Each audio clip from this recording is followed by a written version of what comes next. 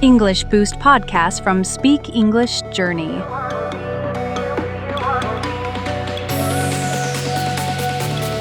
Hello, everyone, and welcome back to the Speak English Journey podcast.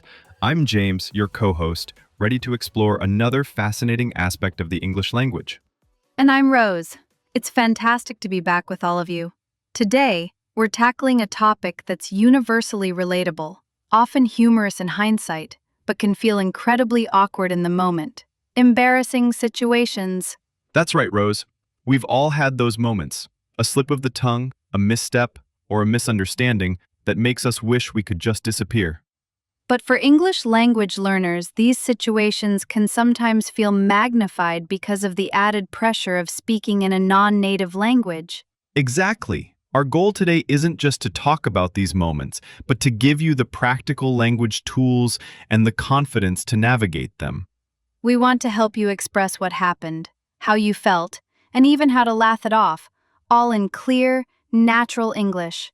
So, whether you've ever accidentally called your boss mom or walked into the wrong restroom, stick with us.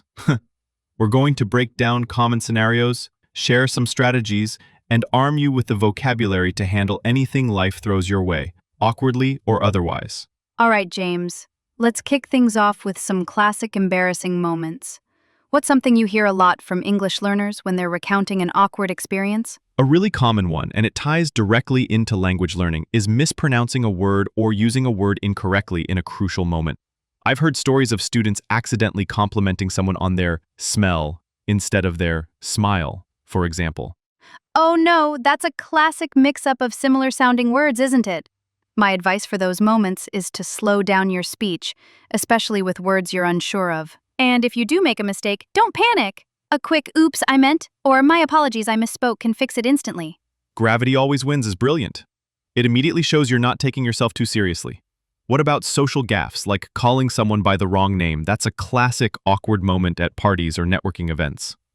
Oh, that's mortifying, especially if you've been talking to them for a while. My go-to is an immediate and sincere, "I am so terribly sorry. I've completely blanked on your name. Could you please remind me?"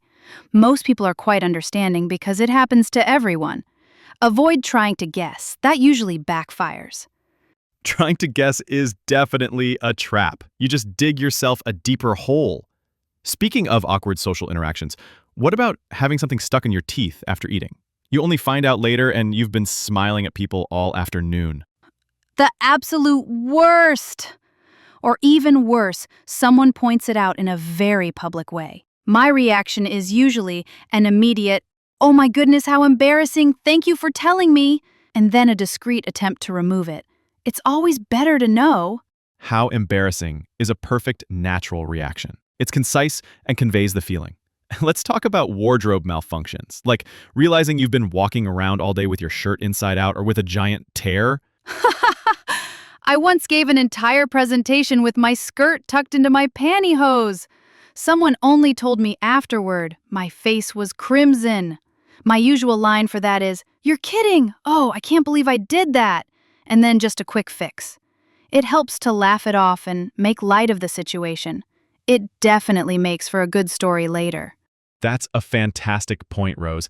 Many of these embarrassing moments, once the immediate discomfort passes, become hilarious anecdotes. It's about reframing the experience from something mortifying to something memorable and funny. Absolutely. And that leads us to another major area for English learners, misunderstanding cultural norms or jokes, especially sarcasm. You might accidentally take a sarcastic comment literally or respond in a way that doesn't fit the context. That's really crucial. Asking clarifying questions is a sign of intelligence, not a lack of it.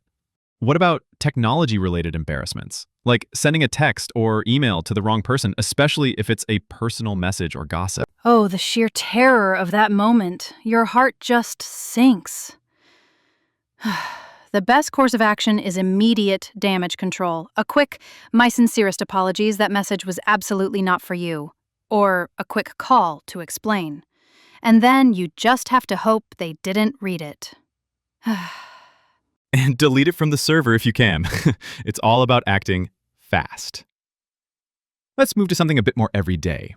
Spilling food or drink on yourself, or even worse, on someone else. That's a classic for me. I'm incredibly clumsy. If it's on myself, it's usually an audible, oh, for crying out loud, not again, accompanied by frantic dabbing. If it's on someone else, an immediate and truly heartfelt, oh my goodness, I am so incredibly sorry. Please, let me help you, is essential. Offering a napkin, offering to pay for dry cleaning, anything to show you're genuinely apologetic. For crying out loud is a great exclamation of frustration, very natural. And yes, a sincere, immediate apology is paramount when it involves someone else. Don't try to play it cool or pretend nothing happened. Definitely not. So, James, we've talked about a wide range of situations. What are some overarching strategies or mindsets you'd recommend for English learners when they find themselves in an embarrassing spot? My primary advice is to develop a thick skin, but in a good way. Don't let the fear of making a mistake paralyze you. Everyone, native speaker or not, makes mistakes and experiences embarrassing moments. It's a fundamental part of the human experience. That's so true. And also, practice your recovery phrases. Just like we've discussed today. Oops, I misspoke. How embarrassing. My apologies. Having these phrases ready can make you feel more in control when you're flustered. Absolutely. And remember, most people are far more understanding than you think. They've been there too. A genuine smile, a quick apology, and moving on are often all that's needed. Don't spend hours replaying the moment in your head. That's excellent advice. These experiences, as uncomfortable as they are incredible learning opportunities. They build resilience, help you understand cultural nuances, and often lead to some of your funniest stories down the road. They truly are part of your Speak English journey.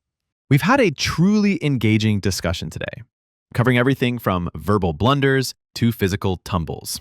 You've heard us use many practical phrases and expressions to navigate these tricky moments.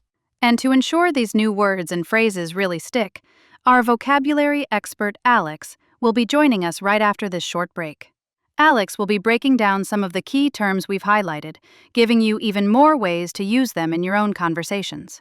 So grab a pen and paper or just open your notes app because you won't want to miss Alex's segment. We'll be right back.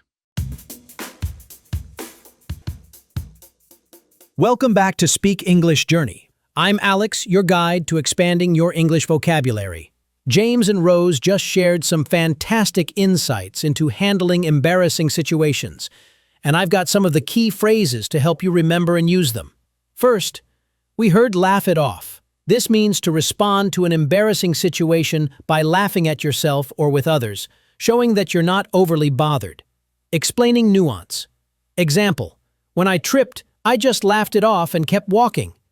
Next, oops, I misspoke. This is a polite and quick way to correct yourself when you've said something incorrectly.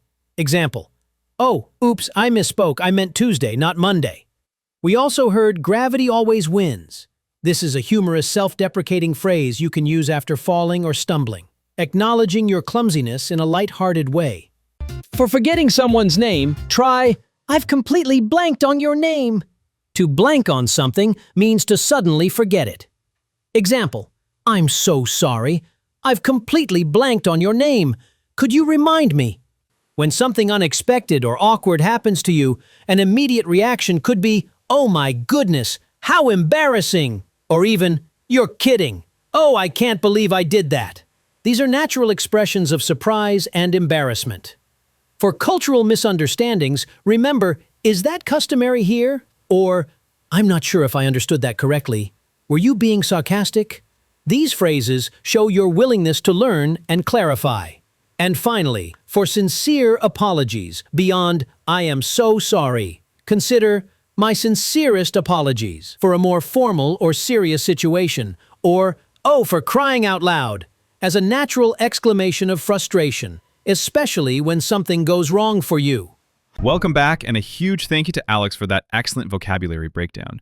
We hope you found those phrases as useful as we do. Absolutely. So, to really wrap up our extensive discussion on embarrassing situations, let's reinforce the core takeaways. Embrace the humor in awkward moments. Don't let the fear of a mistake stop you from speaking, and have a few polite, practical phrases ready to help you recover gracefully. And remember, the people you're speaking with, whether native speakers or other learners, have almost certainly been in a similar situation. Empathy is a powerful tool. Your ability to laugh at yourself and move on will not only make you feel better, but will also make you more approachable. Exactly. Think of these moments not as failures, but as learning opportunities in disguise. They're part of the process of becoming a more confident and fluent English speaker. Every stumble brings you closer to your goal. We truly hope this episode has armed you with both the language and the mindset to handle those unexpected moments with a little more ease and a lot more laughter. Thank you so much for joining us on this journey today. Your dedication to improving your English is truly inspiring. We'll be back next time with another engaging and practical topic to help you on your Speak English journey. Until then, keep practicing, keep speaking, and embrace every moment, awkward or otherwise. Take care, everyone. See you on the next episode.